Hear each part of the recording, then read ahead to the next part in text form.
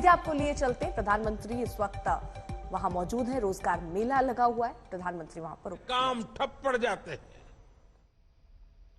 मेरे परिवारजनों, आजकल आप लगातार पढ़ते भी हैं और देखते भी हैं कि भारत दुनिया की सबसे तेजी से बढ़ती हुई अर्थव्यवस्था है। भारत इस दशक में टॉप 3 अर्थव्यवस्था में शामिल हो जाएगा।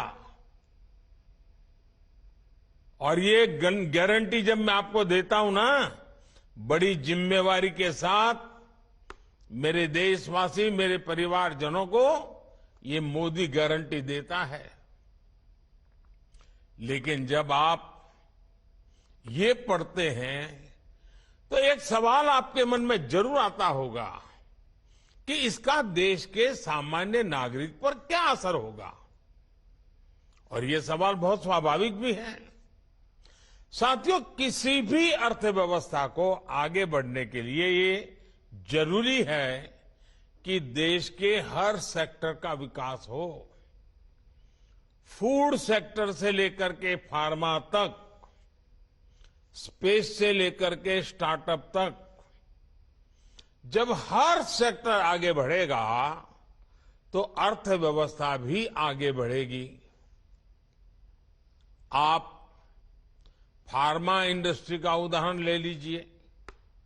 महामारी के समय भारत के फार्मा इंडस्ट्री की बहुत सराहना की गई। आज ये इंडस्ट्री 4 लाख करोड़ रुपए से ज्यादा की है। और कहा यह जा रहा है कि 2030 तक भारत की फार्मा इंडस्ट्री करीब 10 लाख करोड़ रुपए की हो जाएगी। अब ये फार्मा इंडस्ट्री आगे बढ़ेगी तो इसका क्या मतलब हुआ? इसका मतलब ये हुआ कि इस दशक में फार्मा इंडस्ट्री को आज की तुलना में कई गुना ज्यादा युवाओं की जरूरत पड़ेगी।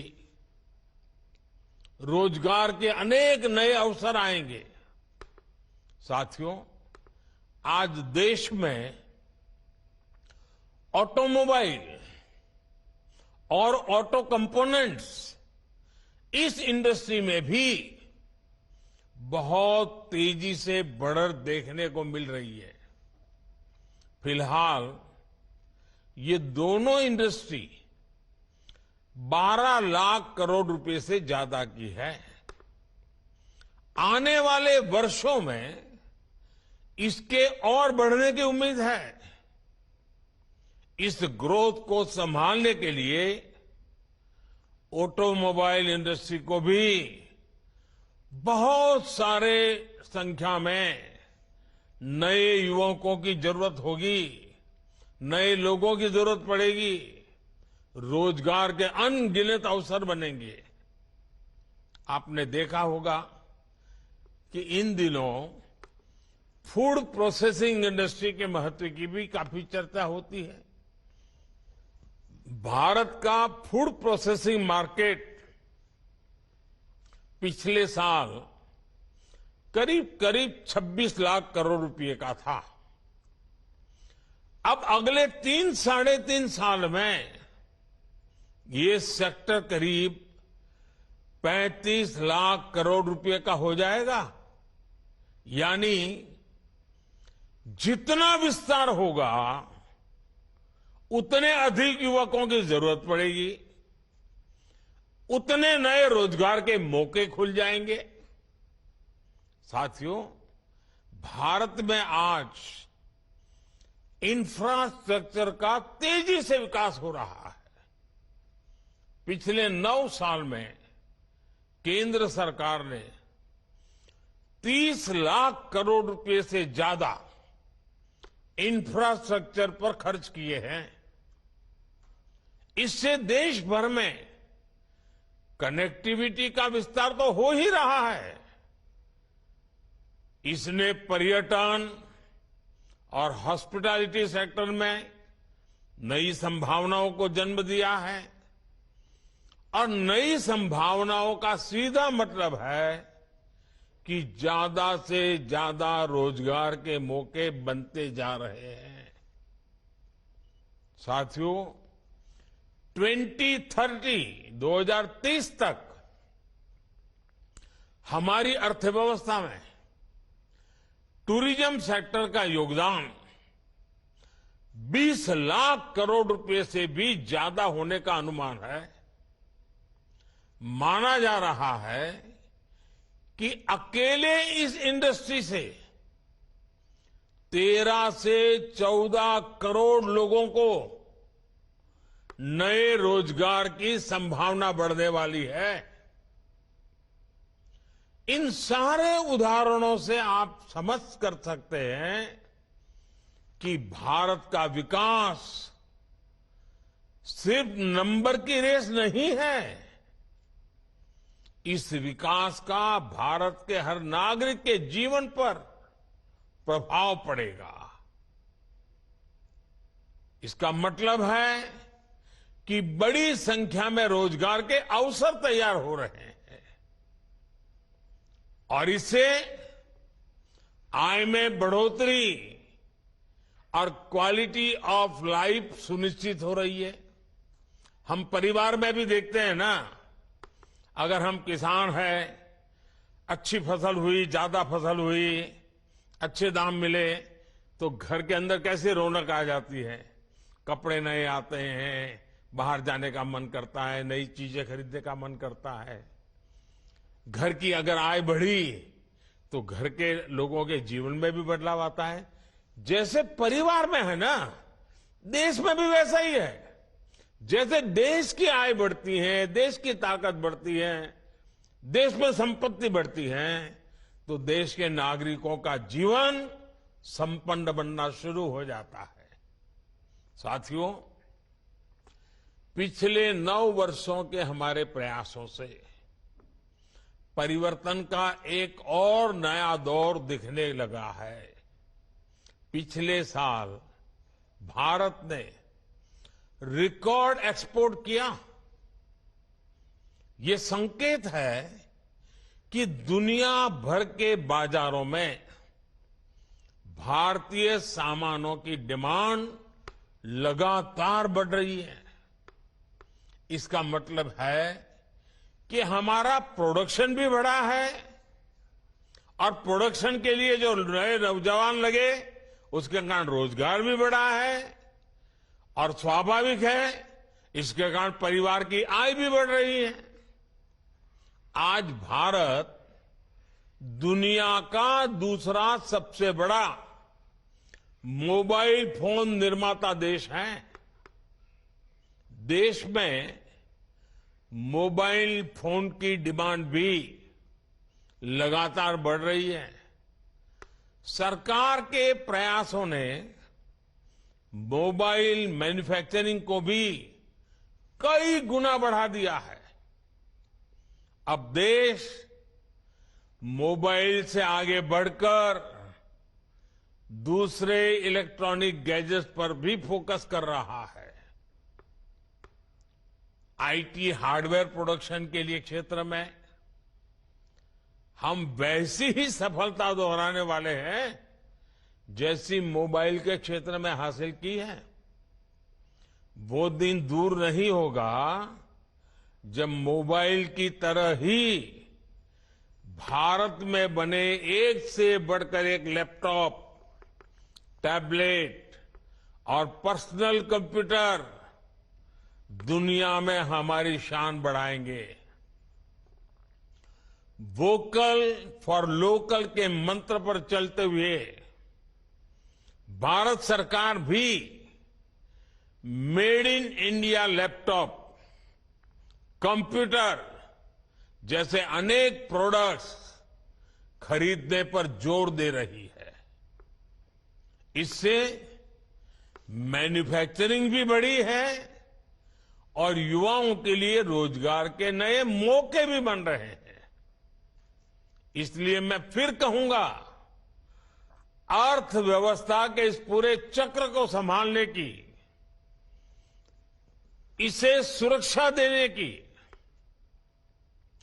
बहुत बड़ी जिम्मेदारी आप सभी, जब ये सुरक्षा कर्मी के रूप में आपका जीवन आरंभ हो रहा है, आपका कार्य आरंभ हो रहा है, तो कितनी जिम्मेवारी आपके सर पर है, इसका आप भली भांति अंदाज लगा सकते हैं। मेरे परिवारजनों, 9 साल पहले आज के ही दिन प्रधानमंत्री जन धन योजना लॉन्च की गई थी। इस योजना ने गांव और गरीब के आर्थिक सशक्तिकरण के साथ ही रोजगार निर्माण में भी बहुत बड़ी भूमिका निभाई है। 9 साल पहले देश में बहुत बड़ी संख्या में लोगों के पास बैंक खाता ही नहीं था, बेचारों ने बैंक का दरवाजा नहीं देखा था। लेकिन जनधन योजना के कारण बीते 9 वर्षों में 50 करोड़ से ज्यादा नए बैंक खाते खुल चुके हैं। इस योजना से गांव गरीब तक सरकारी लाभ सीधे पहुंचाने में तो मदद मिली ही है, और साथ ही महिलाओं, दलितों, पिछड़ों, आदिवासियों के रोजगार और स्वरोजगार को इससे बहुत बल मिला है।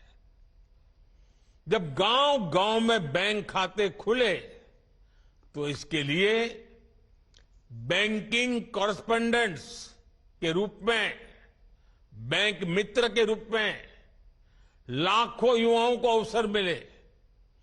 बैंक मित्र हो, बैंक सखी हो, इसके रूप में हमारे हजारों बेटे बेटियों को रोजगार मिला।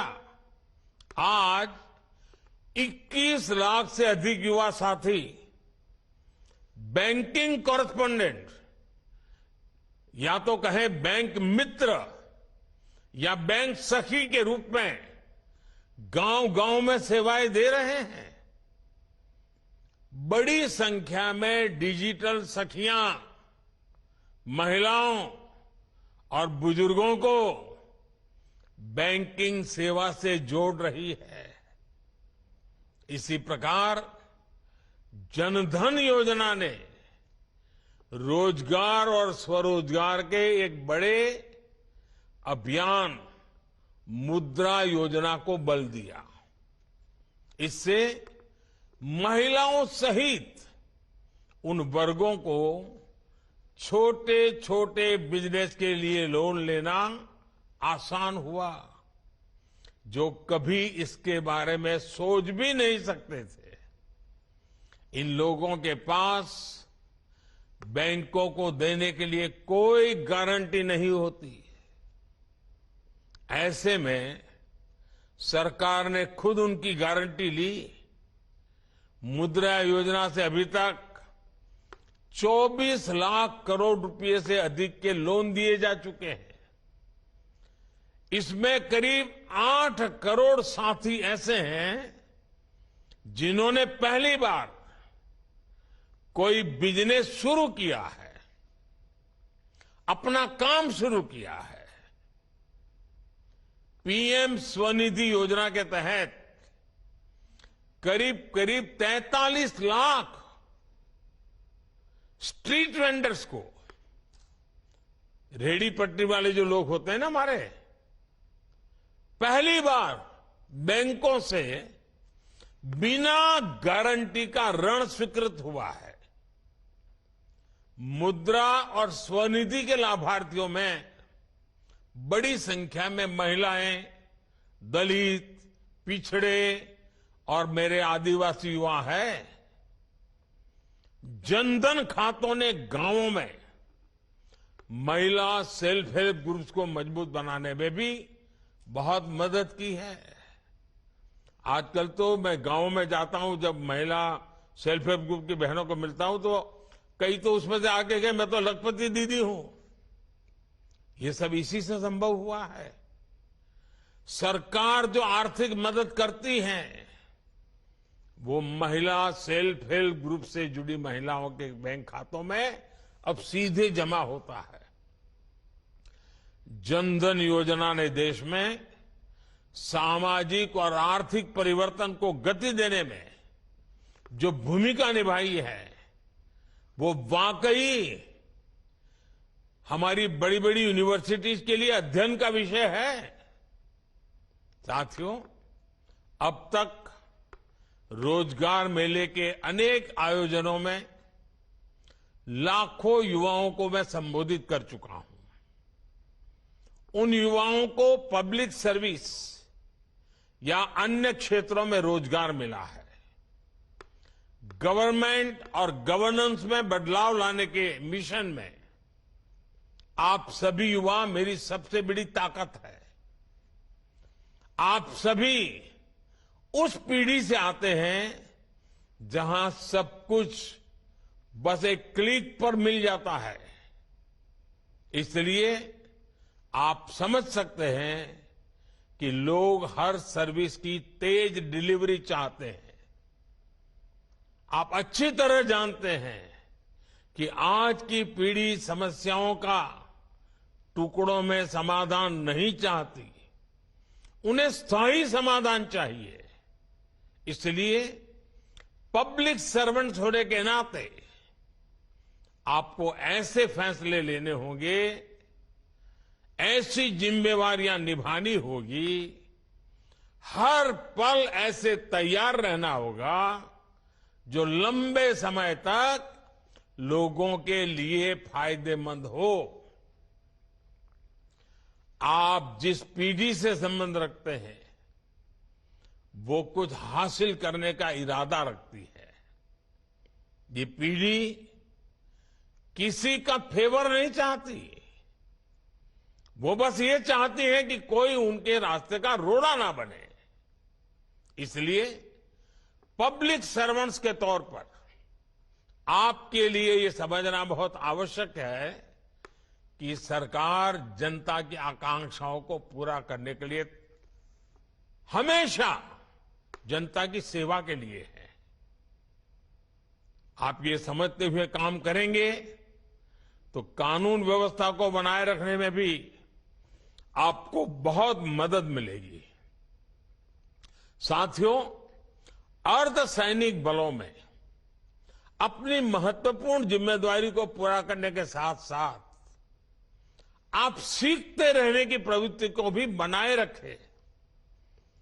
आप जैसे कर्मयोगियों के लिए आई गॉट कर्मयोगी पोर्टल पर 600 से ज्यादा अलग अलग कोर्सेज उपलब्ध है, सर्टिफिकेट कोर्सेज हैं। 20 लाख से ज्यादा सरकारी कर्मचारियों ने इस पोर्टल पर रजिस्ट्रेशन कराया है। वो ऑनलाइन पढ़ाई कर रहे हैं, परीक्षाएं दे रहे हैं। मेरा आग्रह है कि आप सब भी इस पोर्टल से पहले दिन से ही जुड़ जाइए। तो रोजगार कैसे बढ़ रहा है, किस दिशा में सरकार काम कर रही है, इसी पर प्रधानमंत्री बोलते हुए